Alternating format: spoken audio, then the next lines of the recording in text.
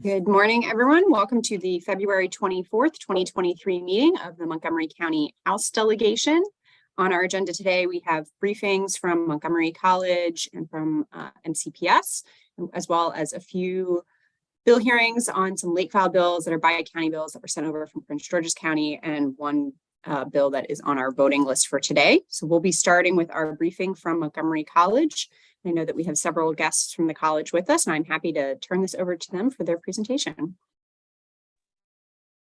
Good morning. Good morning. Thank you very much, Chair Polakovich-Carr, for inviting Montgomery College to join the delegation today. Earlier this week, you and your colleagues graciously took time to engage with Montgomery College students, and these visits truly help our students understand the power of democracy and also that their voice matters. So thank you very, very much. As you heard from these students, we're grateful for your continued support of Montgomery College and community colleges across Maryland.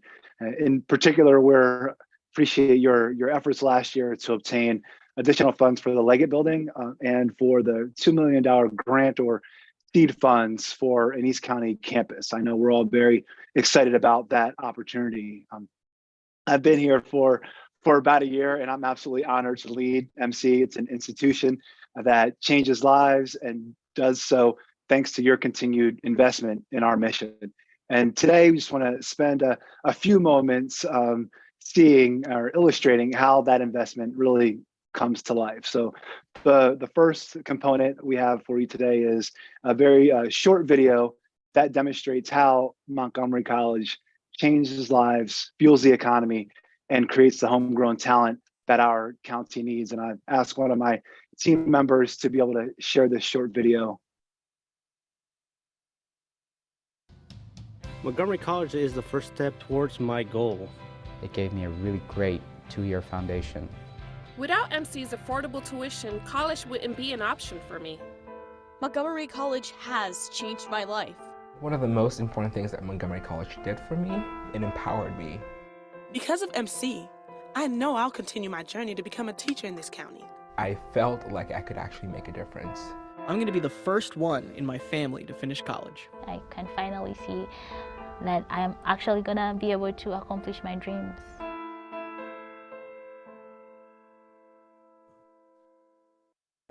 For more than 75 years, Montgomery College degree and certificate programs have led the way to create homegrown talent to fuel our county's economy.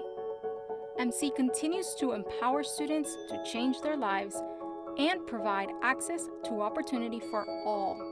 Serving almost 40,000 students every year, they are making their moves as immigrants, apprentices, MCPS high school graduates, and veterans. They are Montgomery County. I've been very lucky to have a combination of MC helped me for the Army, then the Army helped me come back and use what I had learned there to help me continue at MC. And I feel like what MC has done for me in conjunction with what the Army did for me is a good skill set to take to the next level. MC reaches students when and where they need us. They find their path to success at 3 campuses: workforce training centers in Rockville, Wheaton, and Gaithersburg, at MC's community engagement centers, in local high schools, and in the county's Clarksburg Correctional Facility. Soon, MC will open an East County Education Center and plans to pursue a full-service campus to expand access and unlock the talent potential in this underserved region of the county. Montgomery College is Montgomery County. I was a firefighter for 6 or 7 years in Carroll County and then moved into the HVAC industry as a technician. Probably my favorite thing about the HVAC industry is it can be very intellectually driving and it can be very financially rewarding.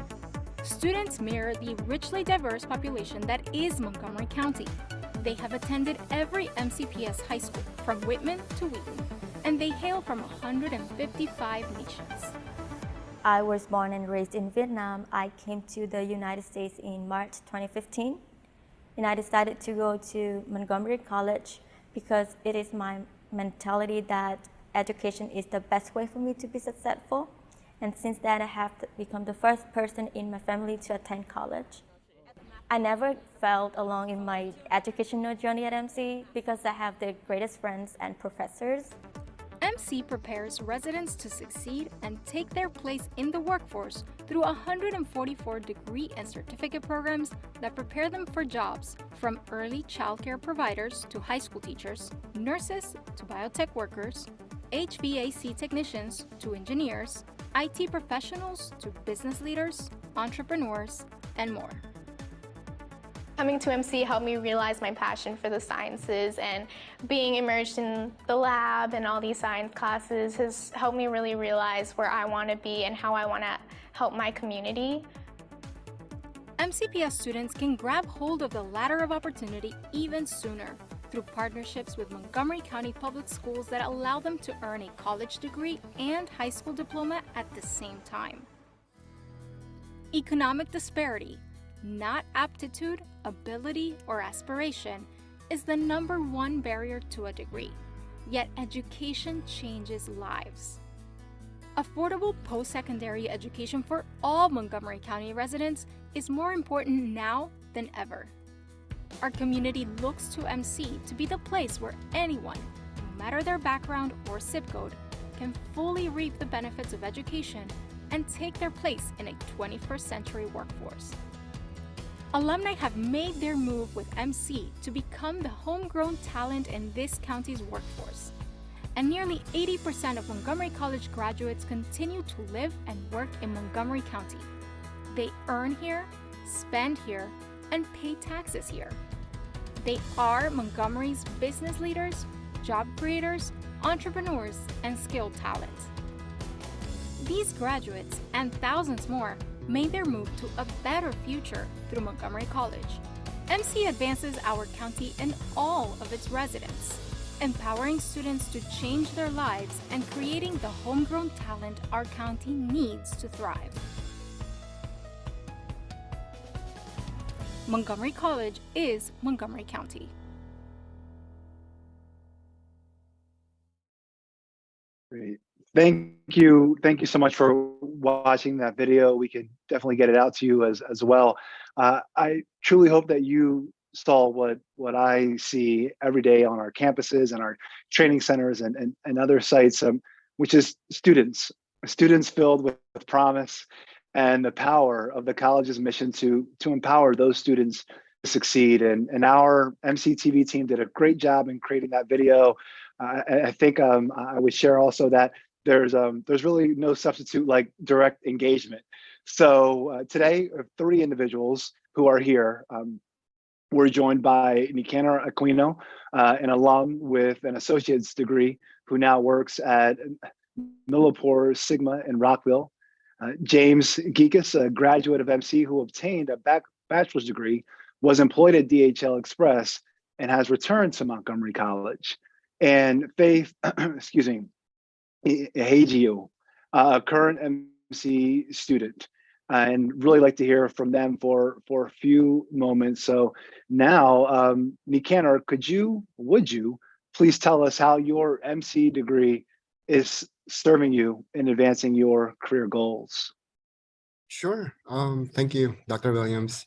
So basically for me, what it has helped me initially, and it's still helping me right now, it has helped me get my foot in the door, especially in the biotech industry.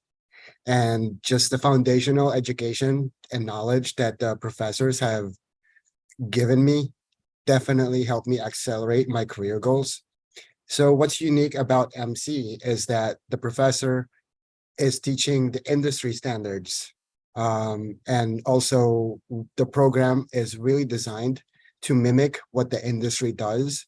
So they are very prepared when it comes to when they have their foot into the door. And just a brief background, I have been in Millipore Sigma for almost 15 years. It will be 15 this June. This is the one in Rockville.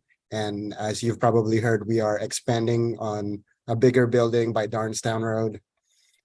So just till this day, the things that I have learned from my professor is still resonate in my head. So I really remember what Dr. Jones told me, that if it's not documented, it did not happen, or just housekeeping is just as important as the lab work that you do. And then Dr. Kelman my favorite quote from her of all time was, she said that most lab and life skills are always transferable. You just need the wisdom to discern what to transfer and what not to.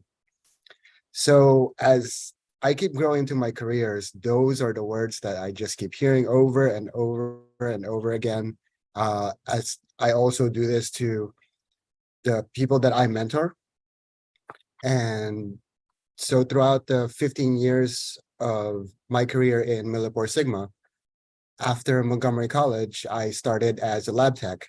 And immediately after that, within 6 months, they promoted me to an associate scientist because I was very prepared. What MC has taught me, MC taught me how to actually do the assay work that I needed to do. And then as I honed my lab skills, I became a quality specialist. And then shortly after that, I became a supervisor. And then I just kept on climbing and climbing. And till now, when I first became a supervisor, I had a team of 6. And now I'm an operations manager. I have a team of 89 with 4 different departments. And the funny part is I only have an MC degree.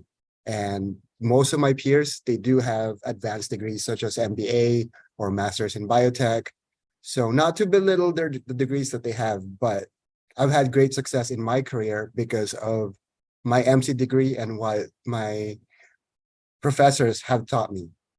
And what's funny, also funny part is my boss's boss always kept saying that MC students that we hire, they are always prepared. They are always ready to work in the lab. They do everything as what normally would have been taught to them within 3 to 6 months of going into the industry.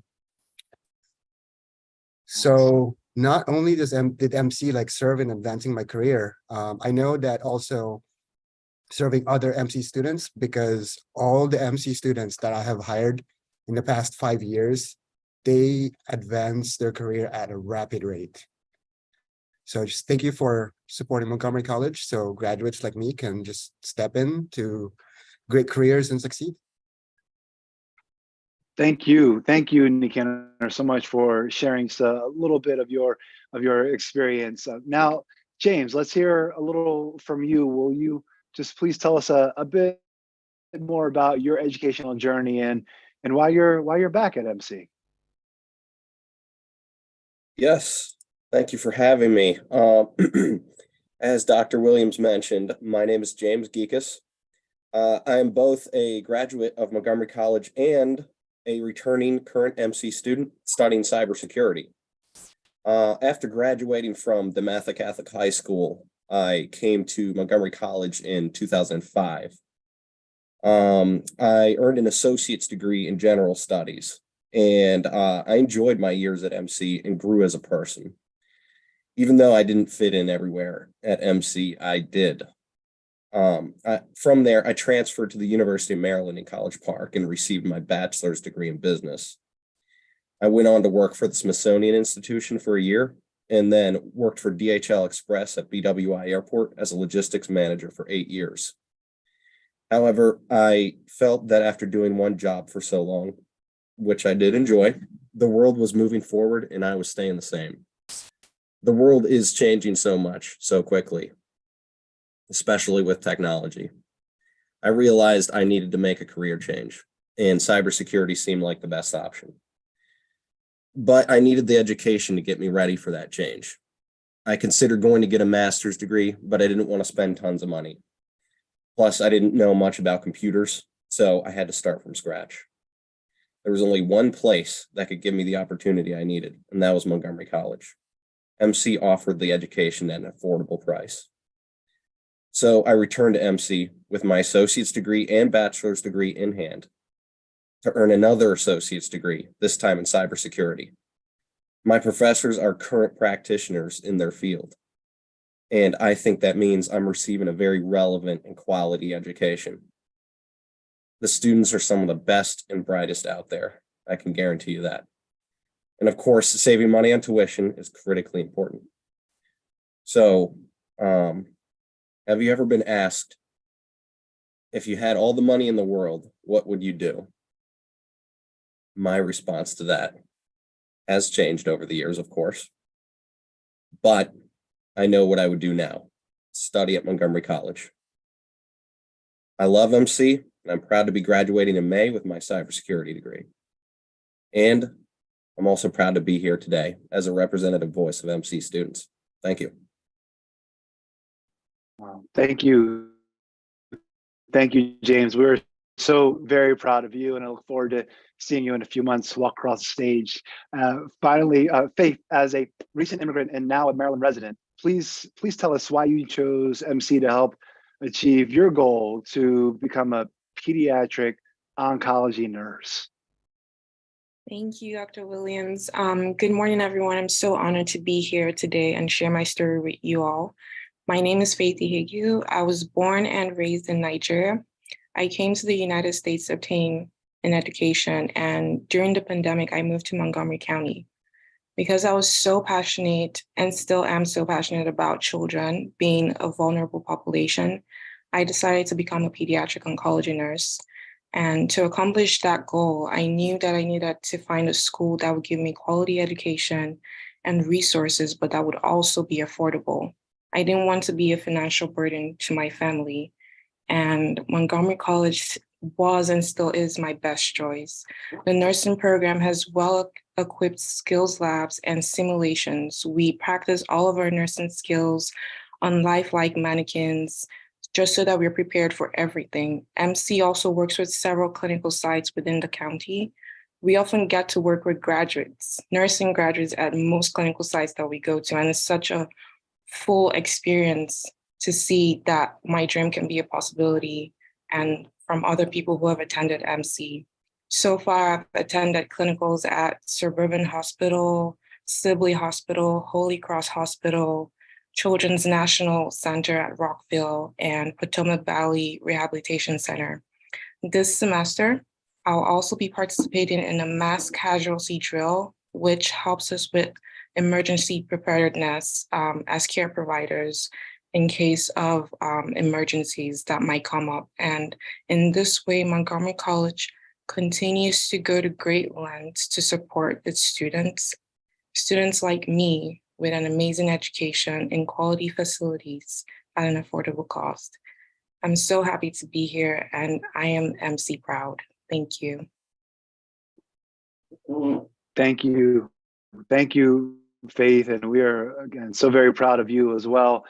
Thank you again to all three of our students, alum, for taking time to share your stories with us. And thank you to the members of the delegation for allowing, again, this time on your packed agenda to hear from these former and current students. And with your continued support, MC can continue to empower students like Faith and James and Nicanor.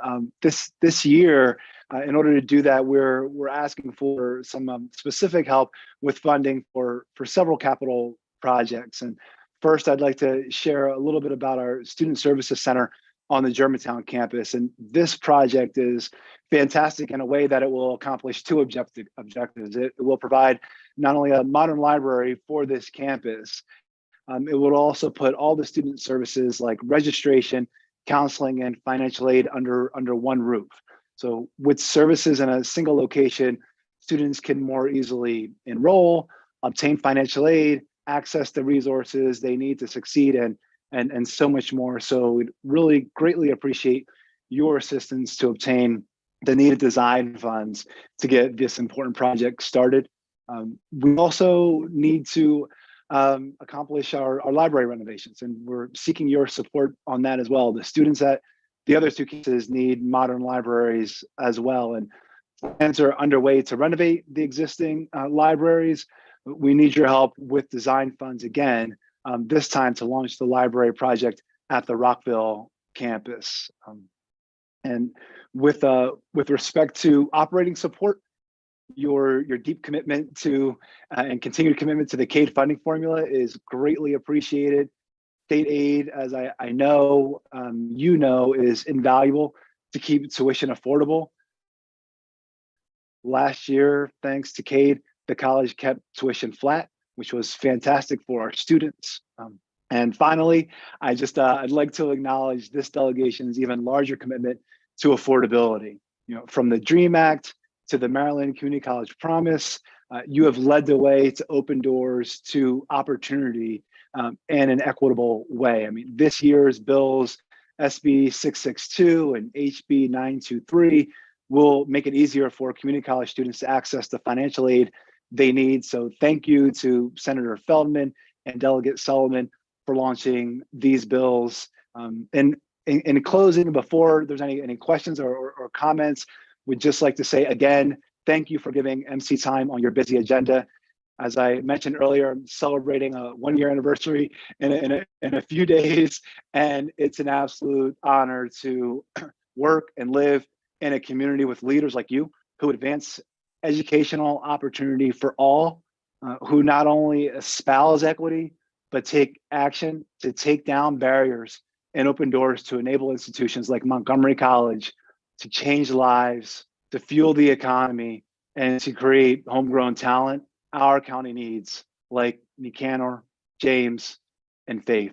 So again, thank you very much for your time. We're happy to answer any questions. Our students and alum are still with us, so they're here as well. But thank you again, Chair Plakovich-Carr and the entire delegation. Thank you. Colleagues, are there any questions? Delegate Wilkins. Thank you so much, Dr. Williams, and thank you to all the wonderful students. I really appreciated this format this time around, so thank you for the engagement and your time. I'm particularly excited about the sort of satellite campus in White Oak that's being built out, and all of the leadership and work in expanding the footprint of Montgomery College in our White Oak community. But my question, Dr. Williams, and I ask the same exact question every single time MC comes before us. And that is about our internship program here in the General Assembly, which we have a wonderful paid internship that does, though, require probably for Montgomery College students to have transportation. And then, of course, they get college credit. So it's some minor work to build it out. We've been advocating and wanting to see a formal participation from MC and to give access to MC, wonderful MC, talented MC students to our internships. And I think all of us would like to see MC students roaming the halls and learning about the Maryland General Assembly and being able to participate. And my question is, do you have a sense that for the 2024 legislative session that we'll be able to have that program up and running and all be able to hire and support MC students who have transportation and access to be able to intern? Can we expect that for 2024? Thank you so much, Delegate Wilkins. I really appreciate that question. I know we talked about a few weeks ago as well, and it's an immense opportunity, and we're grateful that so many of our students have successfully completed. I'll get to the punchline. We are, to answer your question directly, we are looking at the finances and timing and pickup and drop-off locations and more. So we are aggressively exploring this with the goal to have more representation in the upcoming year. So that is the goal, and we are working on it. And we seek to accomplish that goal. So wonderful. Thank you, Dr. Williams. Thank you, Delegate Wilkins. Thank you, Delegate Wilkins. Any other questions from members of the delegation? Well, I'll just raise a related point. Since all of our offices offer legislative scholarships, I think we would just love to continue the conversation today and going forward in terms of how we can best partner with Montgomery College and getting scholarships to MC students. I think last year about 10% of my scholarship recipients attended Montgomery College. I'd love to see that percentage higher, especially since our district is home to the Rockville campus. So looking forward to working with you on that, Dr. Williams. I do not see any. Thank you. Oh, go ahead. No, I was just going to say thank you, Chair Plakovich-Carr. We're excited about those opportunities, and we'll reach out directly to identify and ask about needs. I know we've had conversations with certain members of the delegation and have situated students, so in terms of scholarship funds, but we definitely keep that conversation moving. So thank you. Perfect. I don't see any other questions from members of the delegation. So Dr. Williams, James, Faith, Nicanor, thank you all for being here. We very much appreciated hearing your personal stories. Thank you. Thank you. Thank you again. Thank you so much. Perfect. We are scheduled to next hear from Montgomery County Public Schools. I am not sure that any of our MCPS representatives are on the Zoom at the moment. Ralph, feel free to jump in if I am missing somebody here in the Zoom or someone from MCPS is here. I do not see any right now, Madam Chair, but I've sent them 2 follow-up emails, so hopefully they'll be joining us shortly. So I think then we will just go ahead and take up the first of the late filed bill hearings. And then if our guests from MCPS, when they join us, we can pause in between hearings to go to their presentation. Let's start with MCPG 108-23, Washington Suburban Sanitary Commission, Commissioner Qualifications and General Manager Voting. Actually, I'm sorry. You know what? I see the bill sponsor is not in because we're a little early on that one. Actually, Delegate Taveras is here. So why don't we take up her bill, MCPG 112-23, Prince George's County Commercial Property Right of Purchase. This is a bill that's going to be going to the Land Use, Transportation, and Public Safety Committee. So I will turn things over to Chair Love to run the hearing. And I will just say in general, for all of our for these bill hearings, sponsors do have unlimited time. For people who are testifying, representing an organization, they have 3 minutes and individuals have 2 minutes. Chair Love. Great. Thank you, Madam Chair. Delegate Taveras, go ahead. The floor is yours.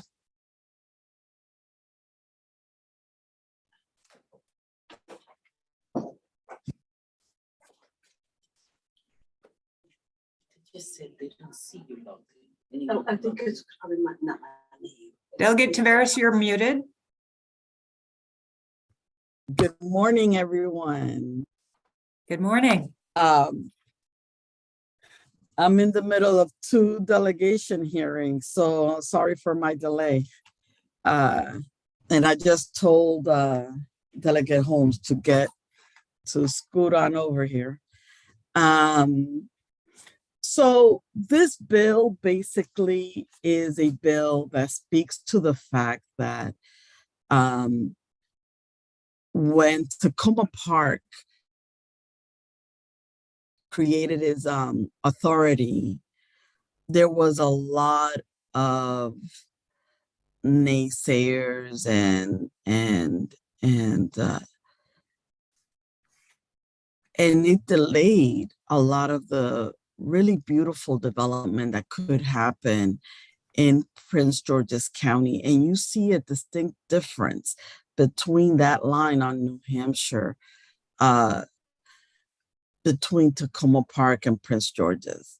And we know that light rail has not been very forgiving of communities of color. So how do we beautify, but at the same time balance and not try to displace? And so this is one of the tools that I feel we need to use so that we're intentional on how we grow and how we preserve, but at the same time being conscientious on what we bring.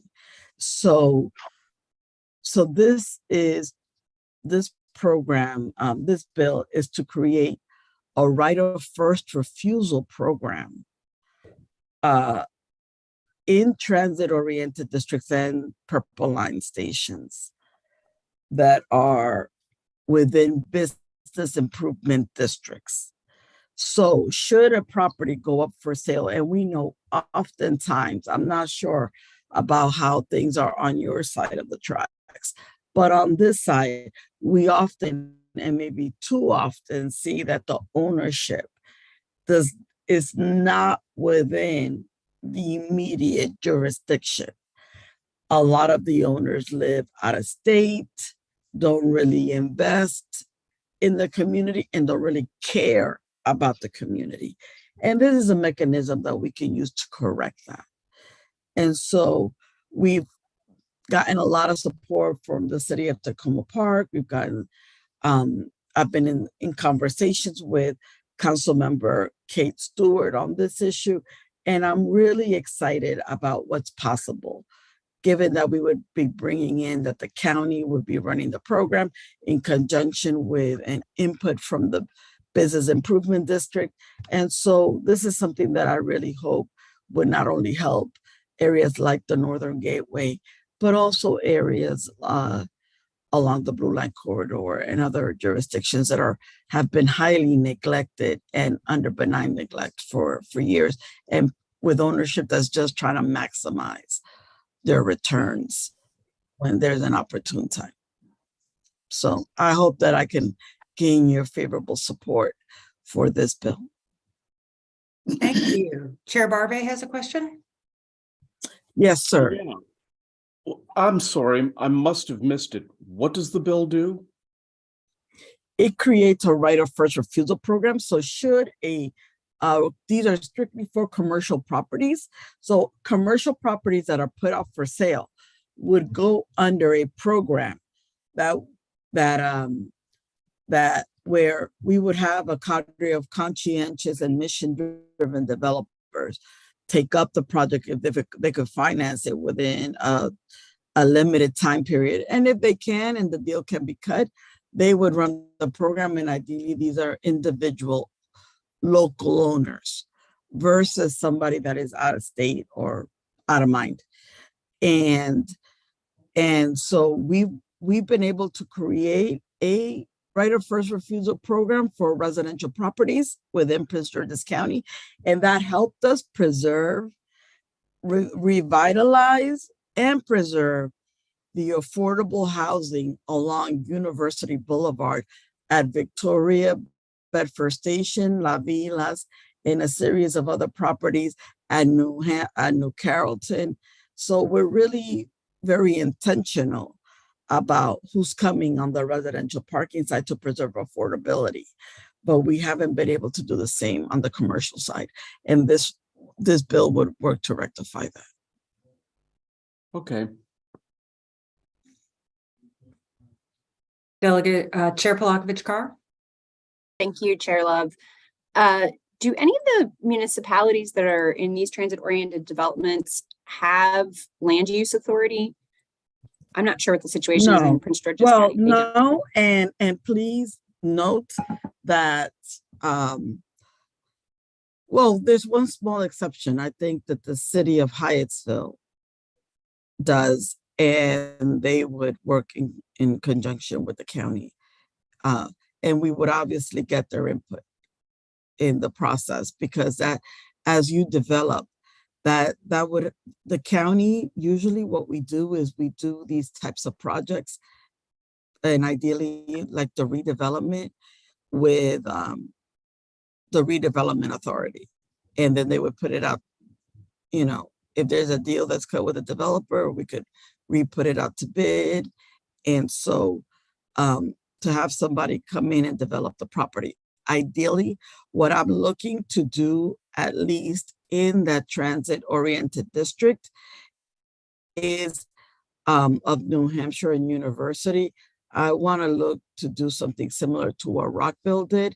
We have a high need for a library, and I want to do something that it's either, I want to do a mixed-use building with the anchor of a library there for the community. That's 40,000 square feet or greater, with a building on top. Delegate Shetty. Thank you, Chair Love. I'm struggling with how to word this, so forgive me for a moment. And perhaps part of this question should have been asked during the why is the bill late filed procedural discussion we had a while back. But Delegate Taveras, I guess the first part of my question is, are there any properties in the immediate future, like over the next year, that you are aware of where this bill, if enacted now, could potentially be useful? Or is this sort of like you're thinking ahead around the potential need thinking ahead generally? I'm thinking ahead because we haven't established any bids. I have enabling legislation for the Northern Gateway, that's CB 74, 2023. but we are in the process of doing the business plan, putting together the price points, the feasibility study for that. So I'm really thinking ahead, because what I see is that people are preparing to basically maximize their profits, and they're engaging a lot in benign neglect, and we see that in the residential apartments, we see that in the commercial spaces, and they're just seeing this as an opportunity to profit maximize, not really thinking of the impact on the community. And so this is why it's so critical to, once we're able to have a business improvement district in place that's finalized and approved, I think that this would be incredibly helpful. Particularly, and I'm sorry, the business improvement district that I want to develop in the Northern Gateway is a three-pronged approach, one with a quality of life piece, one with a green bank piece, and one with a community development property management piece. And I think this could potentially be a national model that looks to help to protect communities of color from things like the displacement that we see oftentimes across the nation when light rail comes. Okay, may I ask one super quick Absolutely. follow-up? Go ahead. Yeah. Thank you, Madam Chair. Apologies, Delegate Fraser Hidalgo. Thank you. So you referenced a couple of instances where you were saying like that we are putting together a bid, or that you have a plan for a library. Is this in coordination with your county's planning department, or any entity? I'm sorry, you're cutting up. I'm sorry. Yeah, I see you're on my screen. You are frozen. I'm sorry. Delegate Shetty? We can hear you, Delegate Shetty. Delegate Taveras, you're frozen. Okay. May I? I'm frozen. Yes, Delegate Taveras. Why don't you turn off your camera? That may help. Delegate Shetty, why don't you go ahead and finish your question? Sure. Thank you, Chair Lab. Delegate Taveras, my question is, in a couple of pieces of your comments earlier today, you referenced we are putting together bids, or that your plan is for a library in a certain area of the community. And I'm just curious if this is being done in coordination with any particular entity within the county or your local municipality that borders that area. And then I guess relatedly, this bill seems premature almost. If you have other pending legislation that might need to be passed first in order for this to even be relevant. So I'm just curious if you could speak to the necessity of passing this before other components, like a bid. No. The bid has been enabled in Prince George's County for that particular area that we're discussing. That was passed last year. CB 74 2023. That's the first thing. But like I said, we are just finalizing some things to put it in place, because it still has to go through some in the county. The terms of the library, it's being done in conjunction with the library system and the county executive. This is a library that I left funded and planned out within Prince George's County.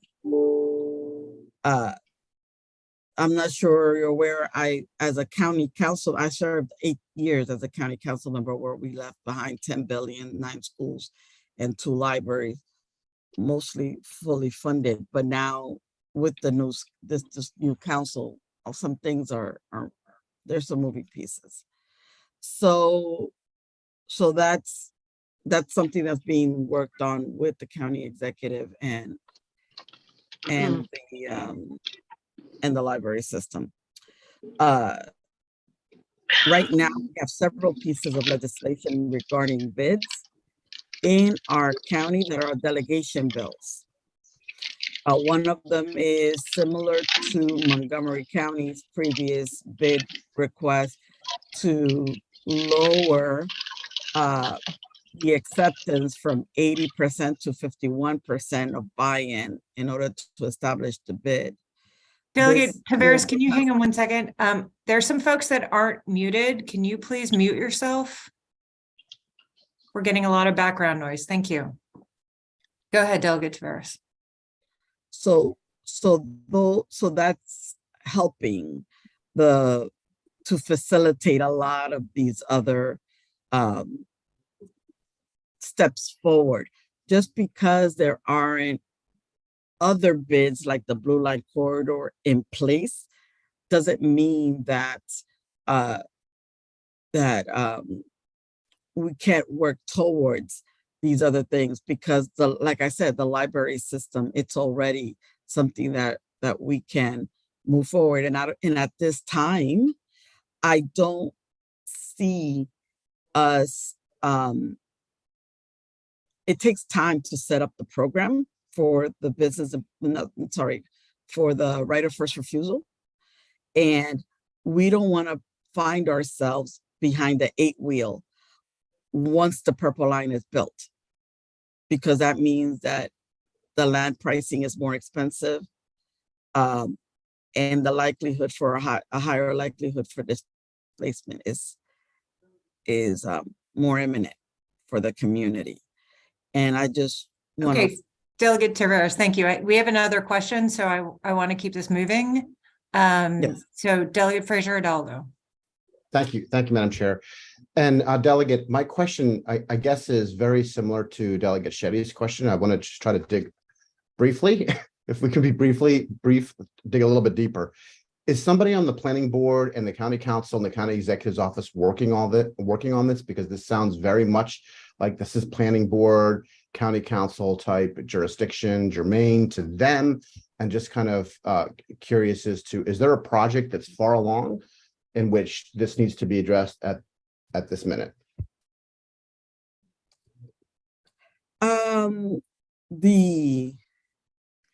For us, not necessarily planning, because again, this is part of the library system construction, which is something that is far along in terms of the planning with the library and the general services. So that is something that we're in conversation with the board of the library system. But and I it guess is in the budget, and it is in the budget, and it is in the capital improvement plan. But I guess what my question is, to be more direct, is there a department specifically working on this kind of development or redevelopment of this corridor, or is this bill just you specifically working on it? Is there a department or series of departments within Prince George's County working on this? No, this is something that I want to do. And Okay. I'm working on it very intimately, and I'm in conversation with ethics about how do we go about that. But yes. I'm sorry, that last part, you said you're in conversation with ethics? Yes, because I had wanted to run it, and I wanted to run the bid, and I was not allowed. So I said, as long as I could be on the board or something to that effect, and be active to guide the vision for this area. Because at this point, as you all probably very well know, Langley Park has been very neglected over 70 plus years, and nobody really cares about it. It's just a forgotten area. I understand. Have you gotten an opinion from ethics? Yes, I have. Okay. And then my last question is, has this passed out of the Prince George's County delegation? No, they wanted you to go through this first. I understand. May I finish? Absolutely. I'm sorry. I jumped in. Go ahead. No, because you jumped in about the same thing that I was wondering. So Delegate Taveras, are you saying that you are actively in conversations with the General Assembly's ethics department in regard to either this bill or this subject matter? Yes, I am. Okay. Thank you.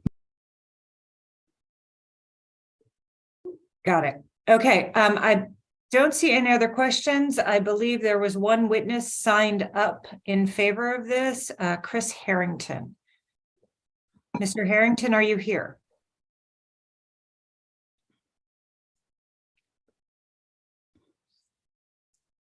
Ralph, is he in? No? Okay. I believe that concludes the hearing on MCPG 11223. Thank you, Madam Chair. Thank you, Chair Love. Thank you. And if, I do believe that there are written comments that will be provided from about several individuals. So please do. And there are amendments that are associated with these bills, with this bill. Thank you. Thank you for flagging that. Madam Chair, before you go to the next thing, can I just say I have a request? And that is, if MCPS is not here yet, I had several questions prepared for them today. And I was really looking. They for are here. the We will be going to conversation. them next. Oh, Delegate okay. Hoffman. I'm glad they're here. Okay. All right, so I see that we have Carla Silvestre from our Board of Education and Dr. Monifa McKnight, who's the superintendent of our public schools. I'm not sure if they have others with them, but I'm happy to turn that over to you for your presentation. Good morning. Good morning. Good morning. It's great to be with you this morning. I'm Carla Silvestre, president of the board, and I appreciate everything that you do for our school system today. I'll try to be brief in my remarks. The Board of Education has adopted a legislative platform that aligns with the three key pillars of our strategic plan: academic excellence, well-being, and operational excellence. I wanted you to know that our priorities for this year are improving math and literacy, safe schools, fully staffing our schools, and improving communication.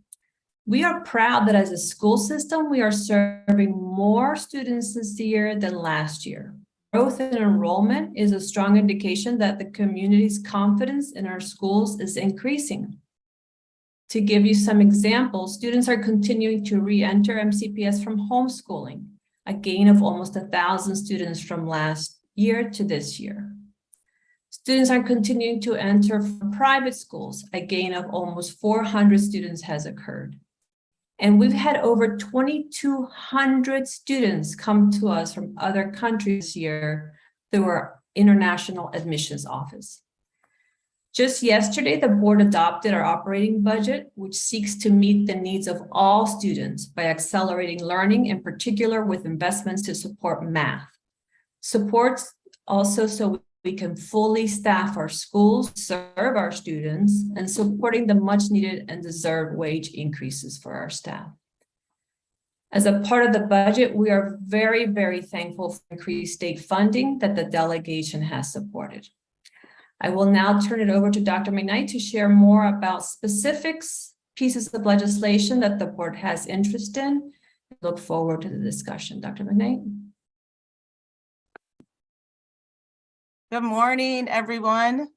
So good to see you. Some I have seen more recent than others, as I recently just had a trip to Annapolis and was able to spend some one-on-one time with many of you. But nonetheless, I am very excited to be here with you this morning. Our state delegation, as you know, I feel are critical partners in the work that we do here in MCPS. And our work to be able to provide every student in the system with a world-class education means we do that with many. And so I see us doing that with you and in partnership with you. And I very much value the relationship that we have and that we will continue to build on behalf of what we do with our students. I was actually in Annapolis. It was on February 10th. Many of you may know we have our PSAM meetings in Annapolis. And so I just took advantage of being there in the space and then coming over to be able to spend some time with you to be more involved in the legislative season. And I'm so glad that I did that. And it was the first visit, and I look forward to continuing to be able to come throughout the season. So those of you who I, again, did not get to visit with personally, I look forward to revisiting those of you who I saw and others. So I'm just going to give some brief updates in terms of where we are as a system, and then I'm going to end with some of the conversations I had with many of you when I was just there a few weeks ago regarding, myself and the board and our conversations around some of the legislative bills that are up and thinking about what the impact would be on us here in the school system. So I'll start just by talking a little bit about let me start with the long history, I want to say, of the strong results that we've always had in our school system. And I know that we were impacted in so many ways by the pandemic, but at the same time, I'm going to say I'm so thrilled about where we are today. This year really is the year that I would say has been the year of stability. While we were back in school last year in person, all of you know it was anything but a normal year. So this year with stability, we've been able to put some things back in place, being able to put student support structures in place and actually see how they work when we have students who are in school consistently and not out because of the pandemic. And so with that, we've continued to be able to focus on learning, as I've always said. We needed to get out of the operational space of just addressing all of the needs of the pandemic and get back to the learning. And then our recent MCAP scores really shows that MCPS has continued to outperform most of the other LEAs in the state, and it's something that I'm excited about. But as I'm excited about it, I also am very aware of what more we need to do.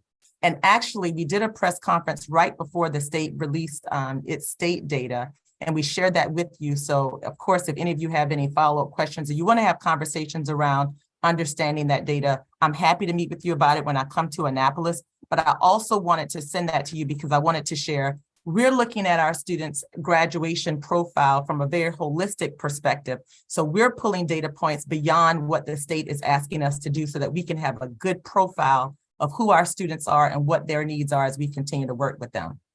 And I'm going to talk a little bit about some of our local learning data that we've been able to look at. And again, you have this information, but I'm just going to highlight a few of the main points that I wanted you to see.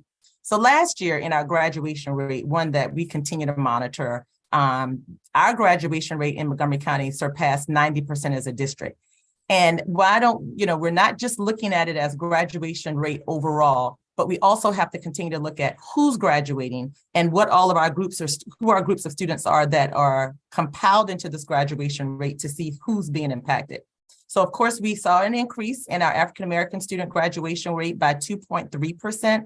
Again, want to be able to extend that, but that's what we saw. And so we were excited to see that. And particularly for our Hispanic Latino students who have lagged in our graduation rate overall in the system, we saw an increase of 7.9% points for those students. So I'm celebrating that because it means that we're taking an intentional look at who our students are and putting the supports in place for who we've seen to be vulnerable in some of these spaces. And graduation is important to us. We know that graduation from high school is essential for economic stability in today's world, most specifically here in our county. We want to be able to have our students graduate, become business owners, and contribute to our local government here in Montgomery County. We want them to come back. We actually need them to come back and work in MCPS. So that's why that data point is really important to us. Another data point I want to share with you, again, just kind of beyond what we report and share with the state, is we looked at our advanced placement performance. And if you don't know, you should know that in the budget, one of the things that I have requested is that we begin to pay for all of the AP assessments for our students. I believe it will be an enormous move in the right direction in achieving equity. Because when you really think about students who go into AP, I've had conversations with them, and many of them say, I had a sister or a brother or a cousin or someone in my family who took AP courses. They told me about it and then I signed up for it. But that means that that's taken into consideration that they can afford to take all of those assessments. And then I think about other counties who actually passed us in doing that. Prince George's County being one of our neighboring districts as one. They've been paying for AP placement performance. So I believe it's an important indicator in terms of where our students are, but it's also something that we need to help achieve financially in Montgomery County. And when I think about our AP performance, we have good news there. We've had an increase of 4.1% increase from 2021 to 2020 students for students who earn a score of 3 or higher, which is what we say is an important score because this says whether a student is eligible for college credit. And many of them are able to attain that in high school. So those are things that we continue to look at beyond the state. And then even in our AP assessments, we continue to look at who's doing what. And in our AP assessments, we also saw within our subgroups, we saw a 6.2% among our Hispanic and Latino students and a 5.5% increase in African-American student scores. So generally, we are continuing to look at our students holistically in the system and how they're performing, but also breaking them down into subgroups. The last thing I want to share with you about performance overall in the district is we're seeing some trends here in Montgomery County that are no different than you can see trends happening nationally in public school data, as well as here in the state of Maryland. So with that trend, I'm going to say overall, we saw that our students in Montgomery County Public Schools fared pretty well in literacy, much better in literacy than mathematics.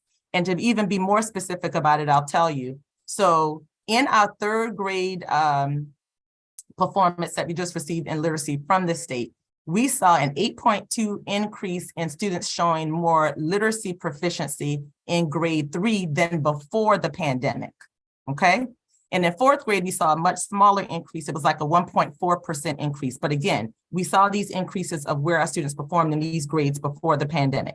Why is that important? I raised that to you because I think being very intentional about investing in research-based curriculum and things like that, that we know work for all of our students. That was a big investment for us last year in our budget when we welcomed a reading literacy approach of science of reading, which we studied for a while. It was research-based and what we expected to see and how it would support our students in literacy. And I believe now that we're able to see some sustainment in literacy within our system, and being one of the highest in the state around where our performance is in literacy because of that investment. So know that as we make these investments, we're continuing to hold ourselves accountable and look at what are the outcomes of these programs that we invest in and look at that over time to see if it's worth a continued investment or if it's something that we shouldn't continue.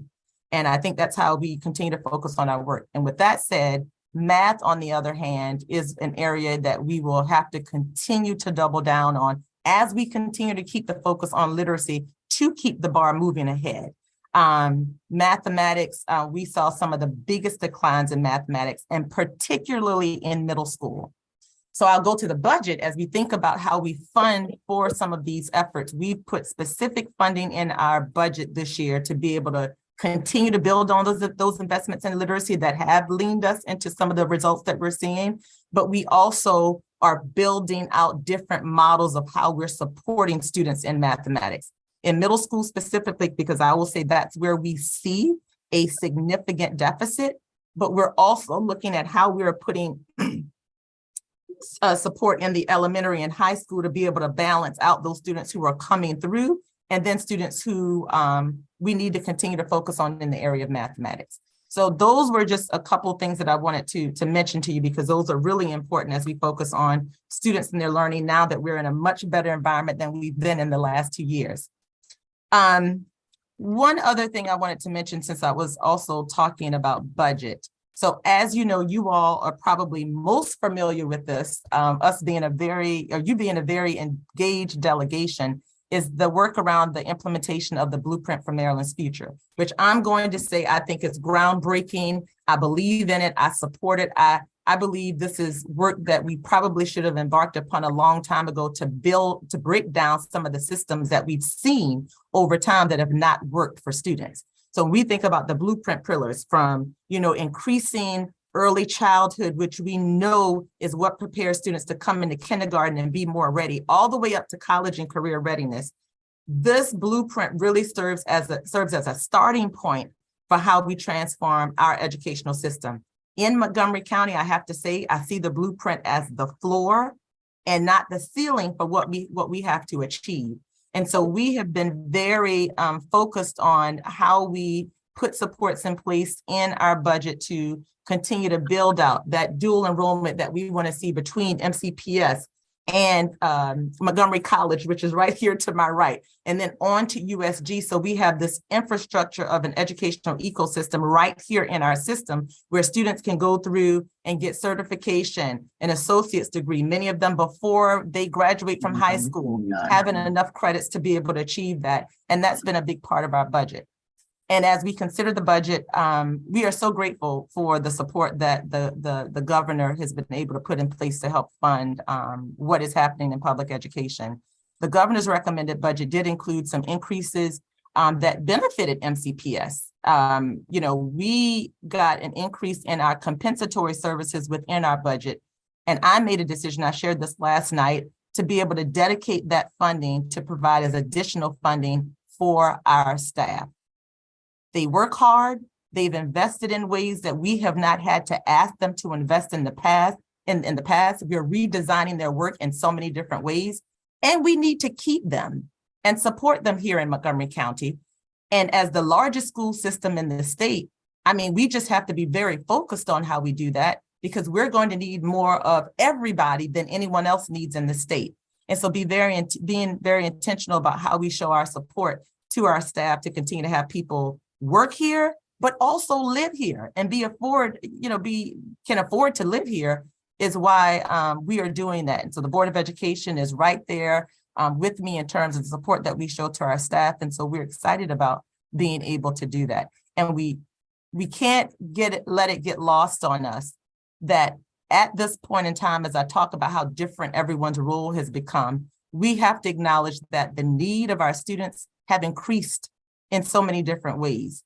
The number of students who are now receiving directly certified for free and reduced meals through the federal assistance program, that's what's actually contributed to us having the increase in compensatory funding for our students. But also, let's think about what that means for Montgomery County. The numbers that we've collected through students having Medicaid certification and farms, the biggest lever that has done for us as a school system is all of those students who were not turning in farm forms for the last, 20, 30 years, who we knew still needed assistance, but we could not identify them as having that need.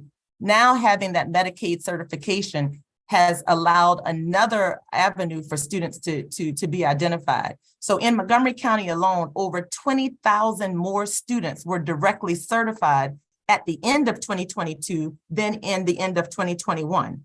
That is significant.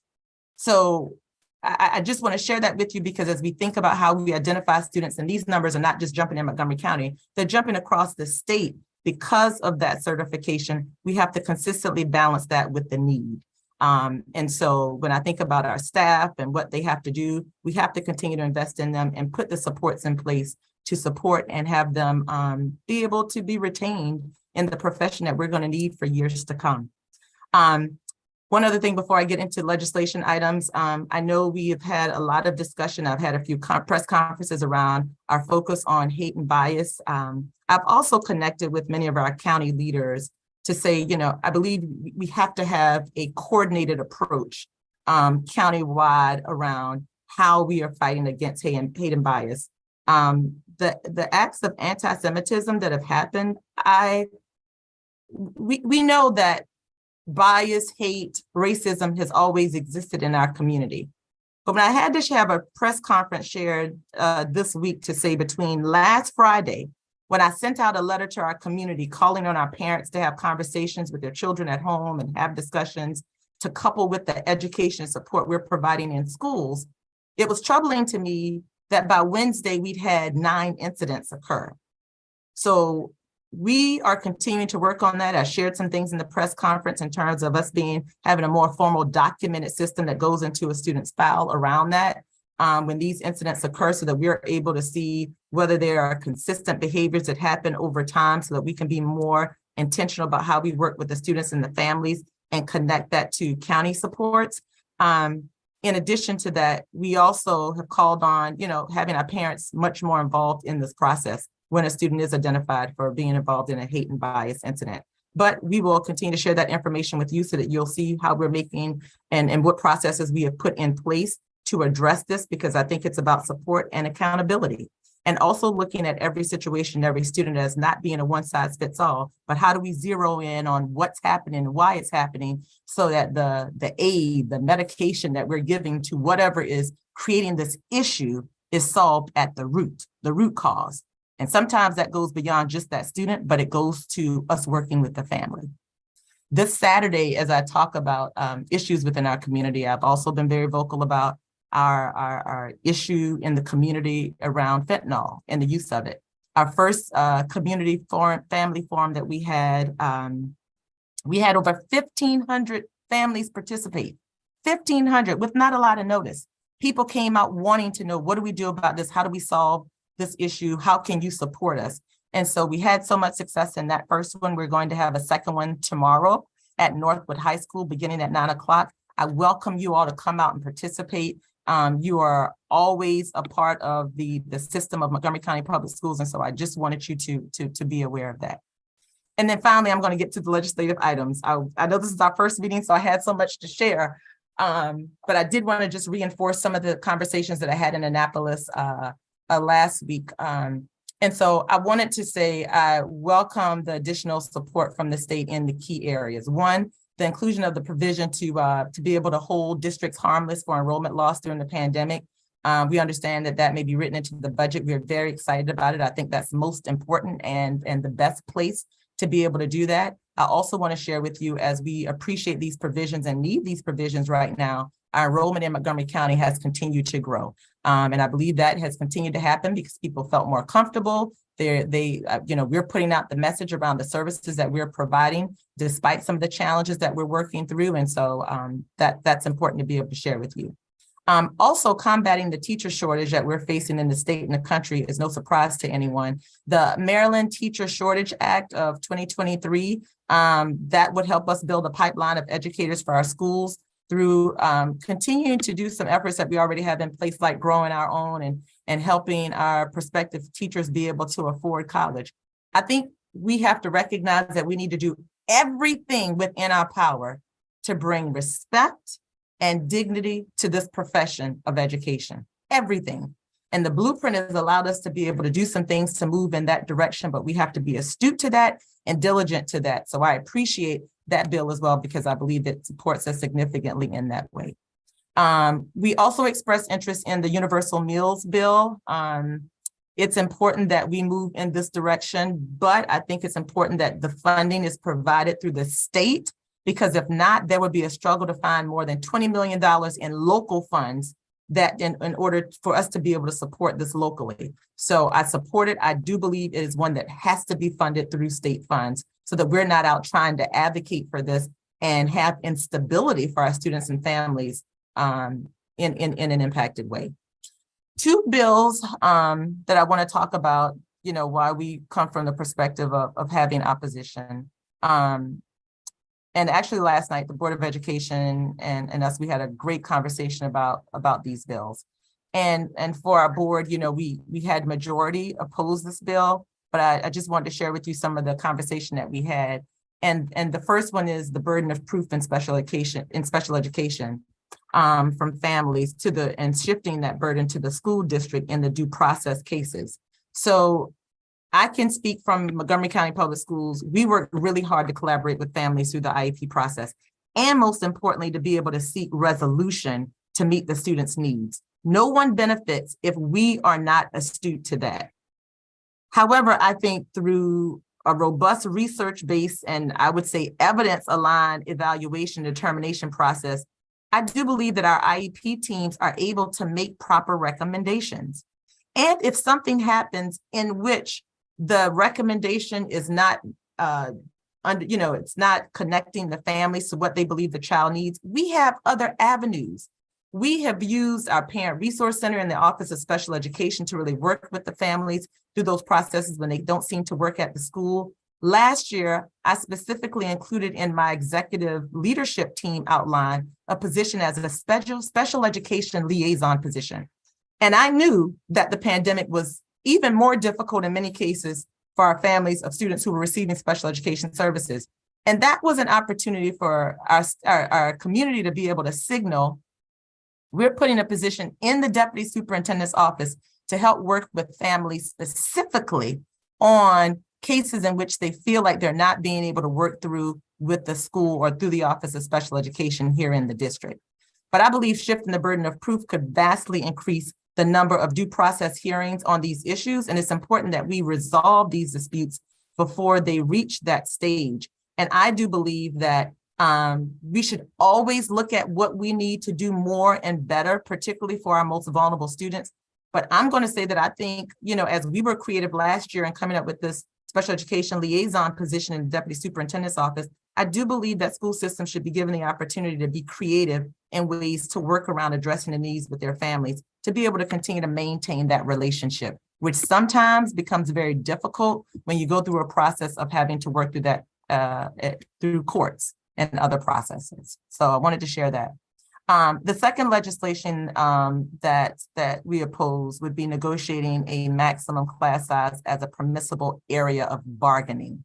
And I'm going to say, I know that I, as a superintendent, the Board of Education, and our associations all agree that we need to have class sizes that are designed to meet the needs of our students. No question about it. We all believe that.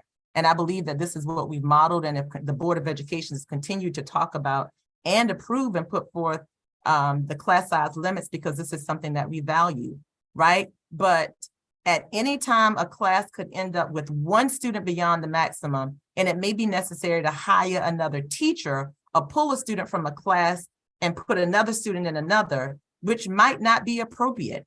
And I also think the final financial impact on a school system could be tremendous if this is something that we're bargaining. And as we think about all the needs that we try to meet, the needs of paying our educators, showing respect to the profession, I believe that these are things that we have to continue to work on, but I am concerned about the financial impact and just all overall the logistics. But I do say this is something that we have commitment to work on together, and we're going to continue to do that. And I wanted you to hear that directly from me. So I know lots of information, but this is our first meeting. I wanted to make sure you had it all, but I'll stop there, take questions. I'm also joined here by my Chief of Staff, Brian Stockton, General Counsel, Stephanie Williams, and the Assistant to the Chief of Staff, Eric Gersey. So we're here to talk, listen, take comments, questions, whatever it may be. Thank you. Thank you, Dr. McKnight, and thank you for your team being here, and Ms. Silvestre as well. We'll start with Delegate Kaufman for questions.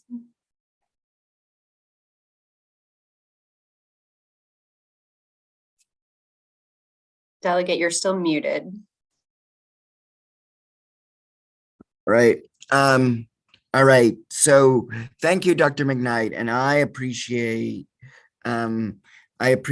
your enthusiastic presentation, and congratulations on the third grade statistics. I'm just going to be honest with you, though, that I love Chair Atterbury's burden of proof bill as a former special education student and a special ed teacher at Ivy Mount, which is a private school for people with disabilities. And very respectfully, you know, I know at your level when people want to give good news to the superintendent, but I do not think that MCPS is being as collaborative as it should be with families of students with disabilities, because I know there are a lot of great teachers. Diane Morris was my favorite teacher in high school and all through my years. But at least multiple times a month, Dr. McKnight, I get complaints from my friends and other people about MCPS resisting services, not wanting to provide it, parents feeling outgunned because there's two parents and a table full of MCPS people at the other on the other side of the table. And so I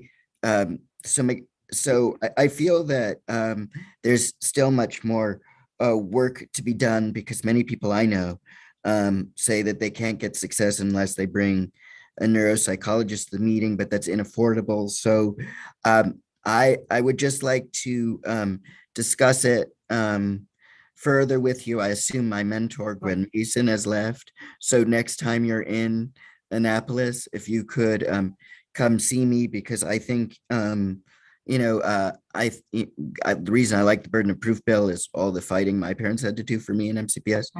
But anyway, I just want to say that I respectfully disagree. I think there's a lot more to do to make parents more partners than adversaries. So next time you come to Annapolis, can you make an appointment with me, please? Yes, I will do that, and I look forward to that discussion. And the example that you gave in terms of who's sitting at the table, it's not the first time that I've heard that. And I do believe that certainly far from a perfect system, a lot more that we can do and should do differently. And I love to hear about ways in which we can do that. So I appreciate and respect your opinion. I look forward to us meeting. Thank you. And I will tell Ms. Morris what you said. Thank you, Delegate Fraser Hidalgo.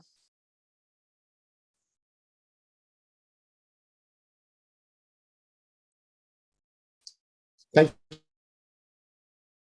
you. In the interest of time, I'll be very quick. Thank you, Madam Superintendent. Today, just two quick questions. The cost of AP you mentioned earlier. Can you elaborate on specifically what that cost is? Yes, thank you so much. So we actually would be able to provision for a certain amount, and I'm going to ask Eric to share what specific amount we put in the budget for it. But what we essentially are doing are looking at how many students we're serving right now through AP, going to collect some interest around students who would be able to go into AP as they have not been able to afford it. And essentially, based on who's taking AP, who has more interest, given the fact that the amount should cover those who want to go in and who would have a financial burden and wouldn't be able to afford it before. That's what we'll be taking forward each year to include in the budget. But I also say we're working with our partners at the College Board to also think about what are some of the services that we can provide and put in place to support students getting more of a desire to go into AP, like in summer seminars and things like that, which ultimately I think is going to make the number jump and grow, because we're doing like I would say a connection to making sure that students feel more confident taking AP courses in like seminars and things like that. So that's what we're thinking. Eric, do we have the specific number in this budget? My question wasn't so specifically on the budget number as much as per student. What does a student have to come up with, generally speaking, to be in the AP program? I'm trying to figure out like what cost of the test. Yeah, Eric. The cost of the test and the other associated costs, because I'm trying to figure out what that hurdle is. Yeah, it's around $100 a test. So we have students who are taking multiple tests. So we've got 3.4 million across the district, which I think will pay for around 34,000 tests next year that students currently are having to pay for on their own. So it's about $100 per test per student. But some students are taking more, of course, multiple AP classes. And so that would be a test per course. So it could be $300 or $400. Could be, yes. Substantial amount of money. Yeah. Right. Okay. Right. Thank you. My next question is, you were talking about farms rates, and I know that we as a delegation and as a General Assembly often try to look at what farms rates are. Do you know what the current percentage of Montgomery County students is that are on farms? Yes, so our last number was 43% that we had recently gotten, which was, again, a huge jump for us, considering that additional certification. Yeah, I mean, I remember the days when it was 34, 35%, and now it's 43. Correct. Okay, very, very concerning. Thank you. Thank you. Absolutely. Delegate Solomon. Thank you, Madam Chair, and it's good to see you, Dr. McKnight. Thank you for being here. Sorry that I missed you when you were in town. I know our schedules just missed one another. I really appreciate the work on AP testing. We passed a bill last year, I think probably your staff is aware of, that requires a university system to take, and public schools in the state to take a 3 as at least college credit. They can still have, they can exercise control over whether that goes to a specific major, but it at least has to be for credit. So it's going to be a huge deal for our students who can take more exams to be able to get that credit and get a leg up when they get to a state school. So really appreciate that. Just changing gears real quick, and I'm glad that you brought it up, and thank you for your leadership on immediately addressing the anti-Semitic incidents that have popped up. I was just wondering if you could talk a little bit more. I couldn't find whether there was sort of like a plan that came out. I saw the comments from the press conference and saw some of the media coverage. And in particular, I was struck by the fact that we are now going to be doing everything we can to teach this in the history content at almost every grade level. It's something that many of us have been working on with MSDE for statewide standards. So I was wondering if you could talk a little bit more about if you have any idea of what that's going to look like. I know it's in concert with JCRC, and then if there is any, if you've put out sort of if there is a paper release or something that we could share with constituents that specifically highlights what those next steps are going to be, it would be really helpful. Absolutely. Good to see you as well, Delegate Solomon. So first, let me say, we probably don't have enough time to go through all the specifics of the curriculum. What I will do is we will send over to you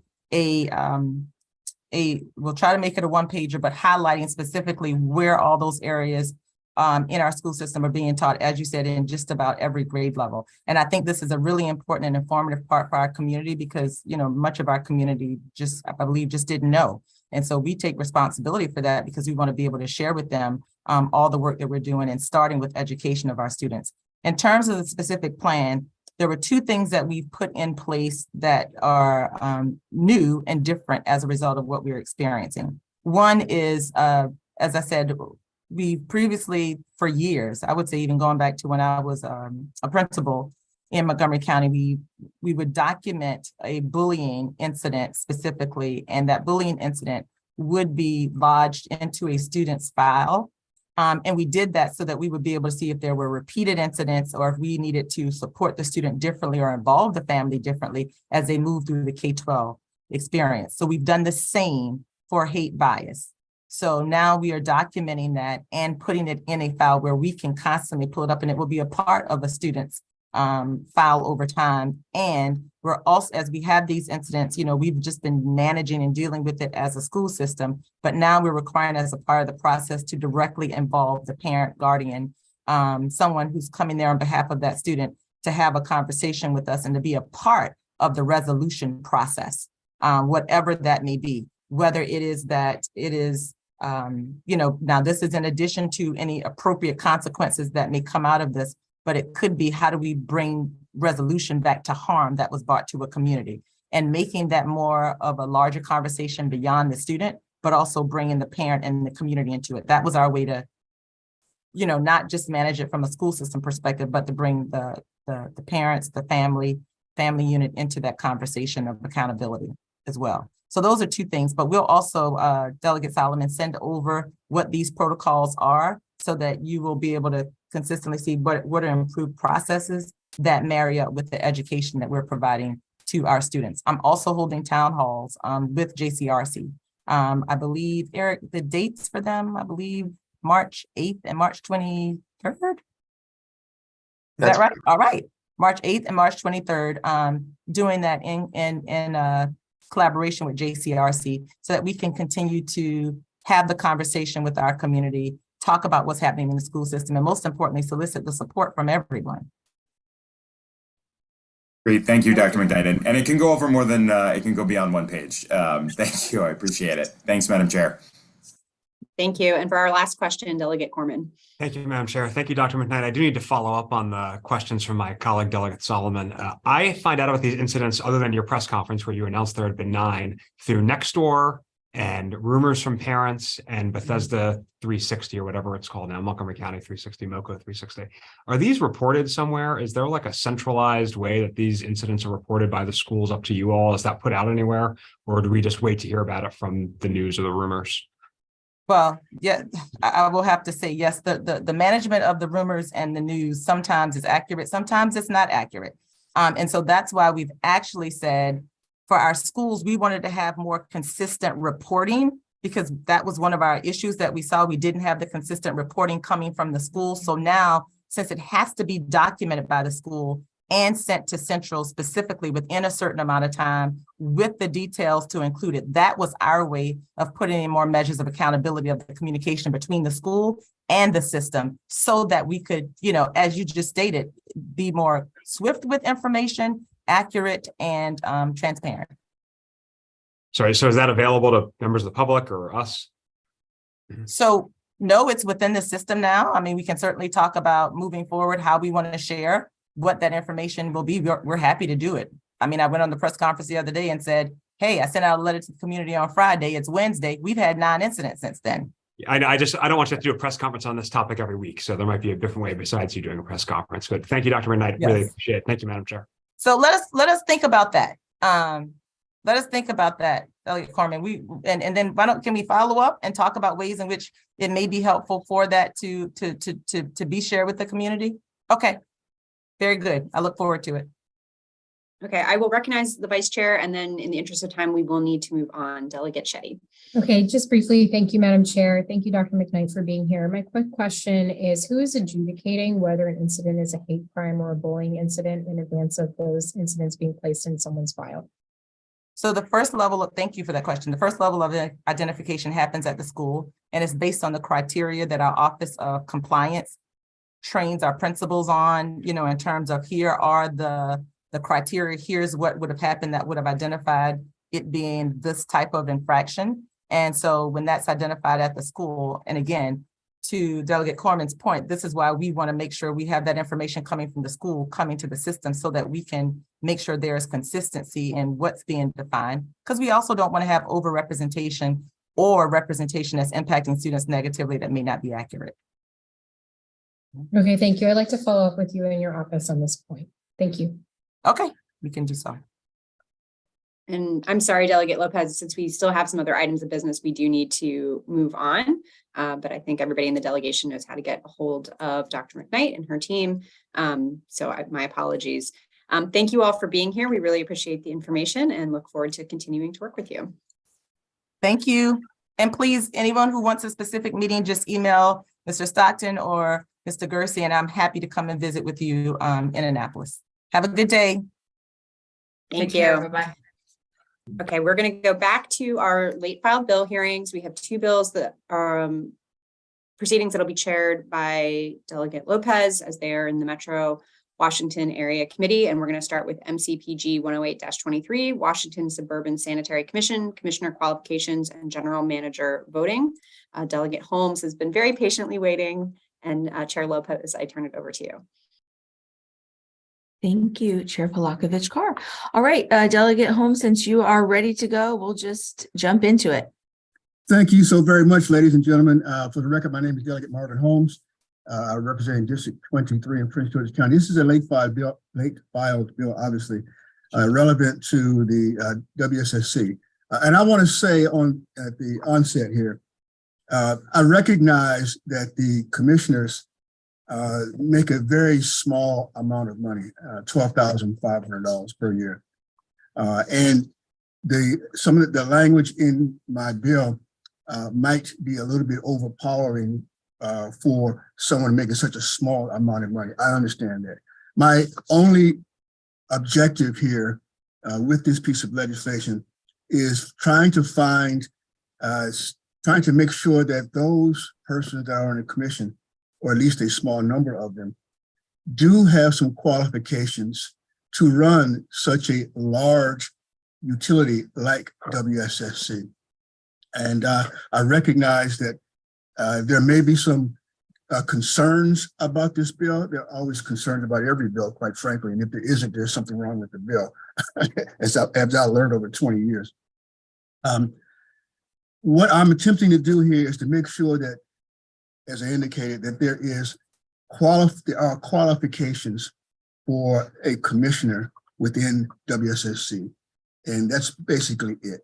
If there are any questions for me, Madam Chair, I will entertain any and all questions as much as your time allots. Sure. So just to briefly summarize, the qualifications that you're asking for are a master's degree, a doctoral degree, or equivalent, and then 5 years of work experience within related fields. That is correct. That is correct, Madam Chair. All right, cool. Delegate Kaiser. Thank you, Madam Chair. Thank you, Delegate Holmes. I just wanted to ask one question.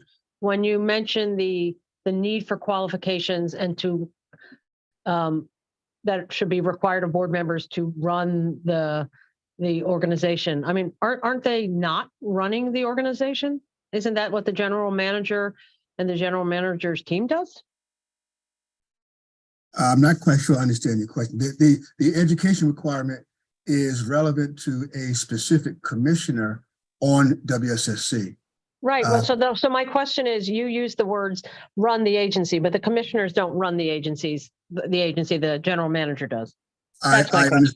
I understand. You are correct. You are correct.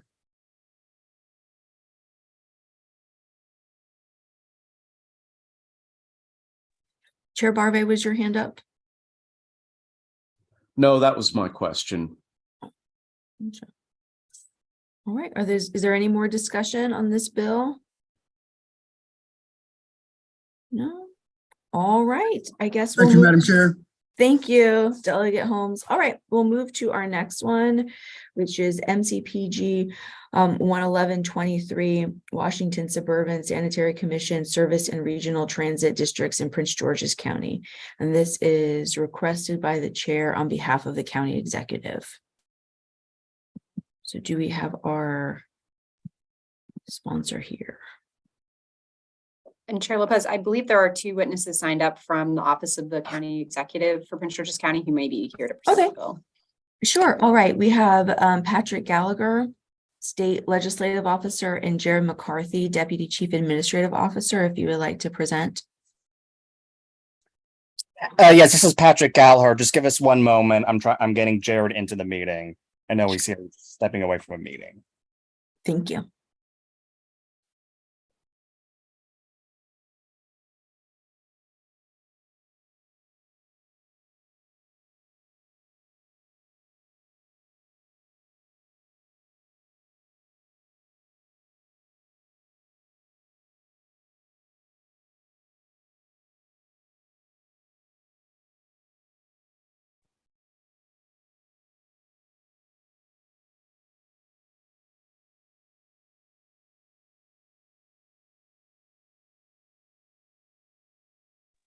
Can we just hear from the first person? Yeah, Patrick, is it possible for you to kick us off with a brief? Yeah. Oh, explanation of the yeah. So bill? I guess so. Thank The you. bill is essentially let me bring up the bill text. The crux of it is we have a development near the Southern Ave new metro station. And essentially there's an issue where we currently are unable to go through with the project because of an issue with who owns the land that we would need in order to hook up with WSSC. And so, yeah, Jared's in it now.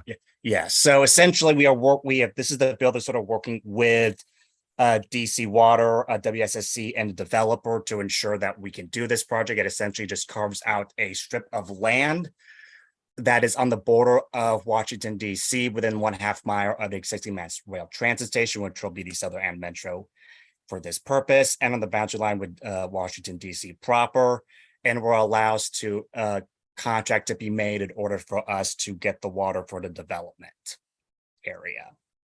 So it's a very small sliver of land. We're working with all the parties to make sure that everyone is on board, just so we can keep this project going forward. Because right now, as it stands, the land that we need is owned by a private developer, and we don't have access to it.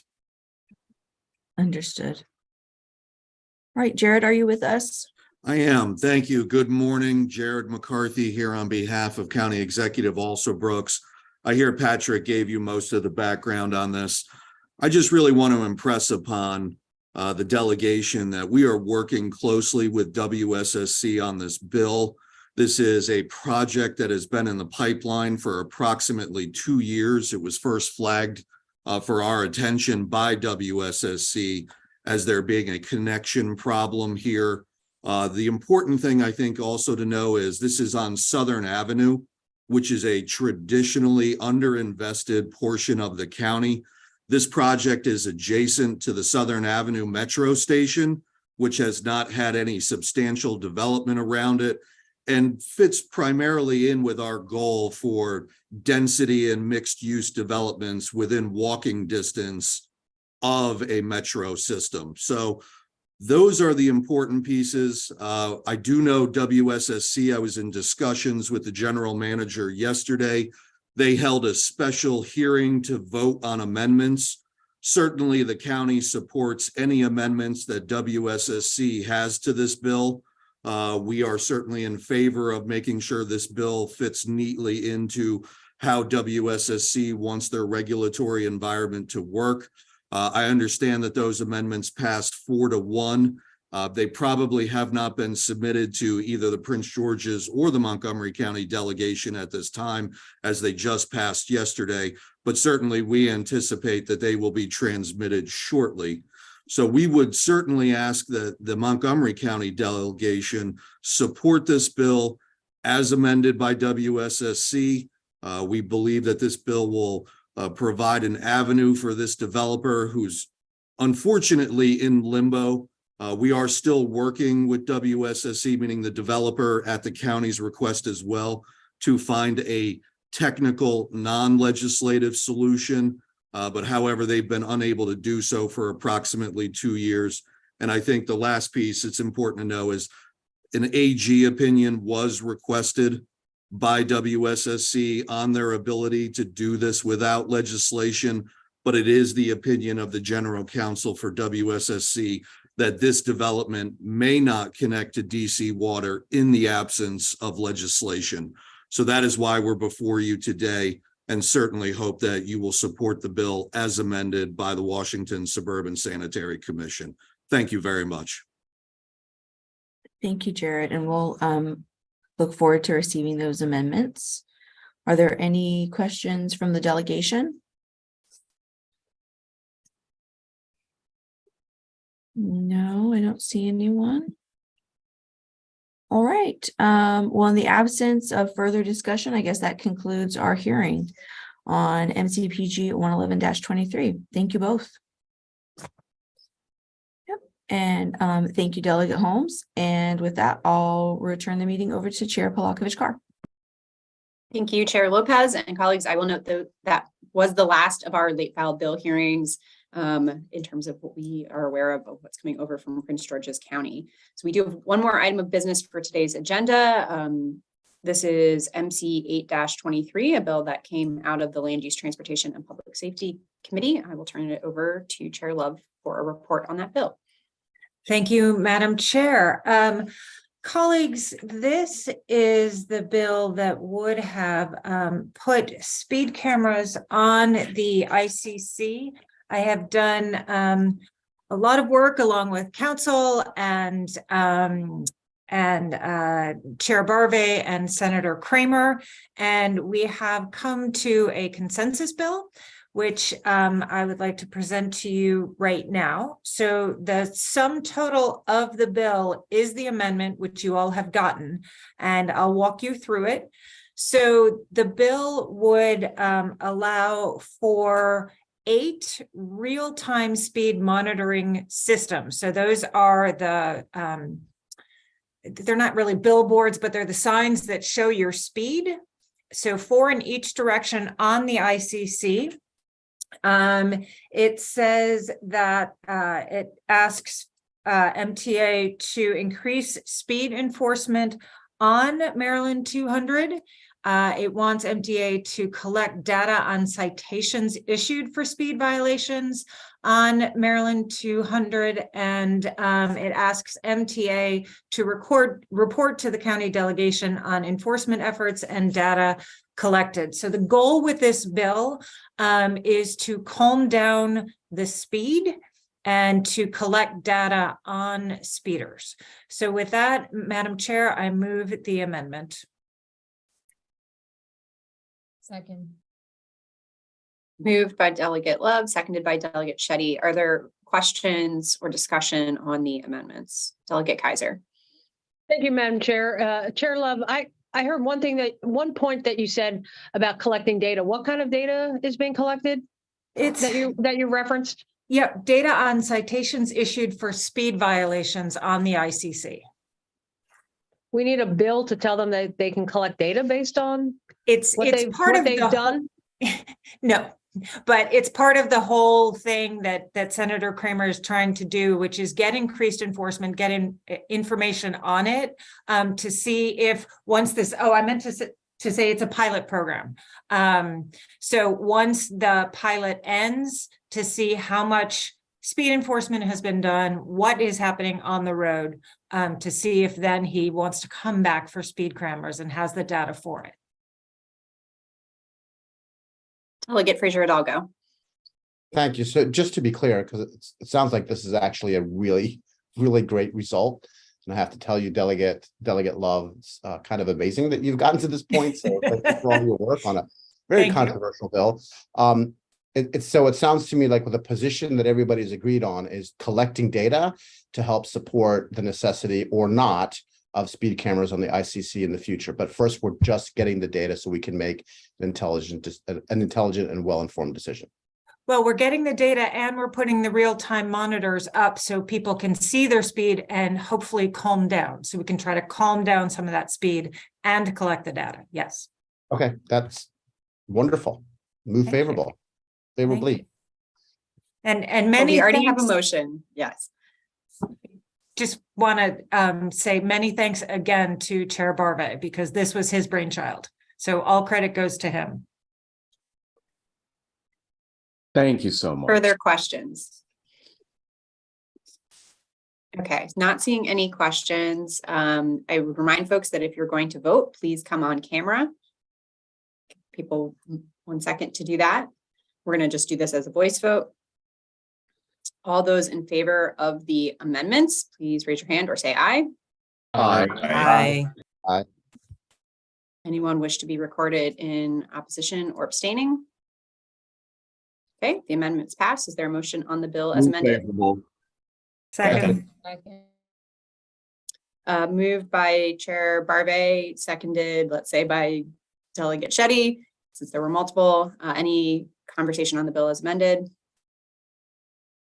Again, remind folks to stay on camera. We'll do this as a voice vote. All those in favor of the bill, please raise your hand or say aye. Aye. Wish to be recorded in opposition or abstaining? Okay, that bill passes. I will echo my thanks to Chair Love, Chair Barve, members of the committee, and the bill sponsor for your hard work on this. Are there any committee announcements?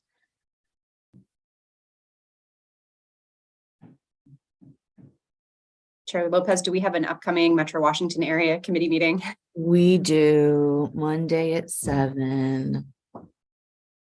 Thank you. Any other Monday at announcements? 7. Sorry. Any other announcements by members of the delegation? Delegate Charkoudian. Thank you. I just wanted to thank colleagues for signing on to the letter of the Public Service Commission and have great news, which is that the Public Service Commission heard the testimony on this yesterday, considered the written testimony, and last night voted unanimously to side with the legislative intent as we presented it, which was not a foregone conclusion. And I really believe that everyone's signature on that letter helped. And so I really want to thank folks for taking time to understand it and get on there. Thank you for that update and your efforts there. Anyone else? Okay, and since we only had the one bill today, and I think everyone was on camera, I don't think we need to do our normal protocol of letting folks vote here, but I'll maybe pause for a moment, let staff stay on, everyone else can head off. We are finished with our business. And I'll just confirm with Ralph and Jennifer, was there anybody who was in the meeting who might need a chance to be recorded for those votes? Madam Chair, I think that Delegate Kaufman was hoping once he got to the floor to log on, if possible, just to do this last vote, if it's not too much of an inconvenience. He was present for most of the meeting. Right. The issue has been that we would have to keep the video going, and I'm not sure, given that he's not in the meeting yet. And I have to stay on, which may preclude me from getting over to floor on time. Okay, understood. Yes, thank you though. Yeah. Okay, I think that's it. We're adjourned. Thank you.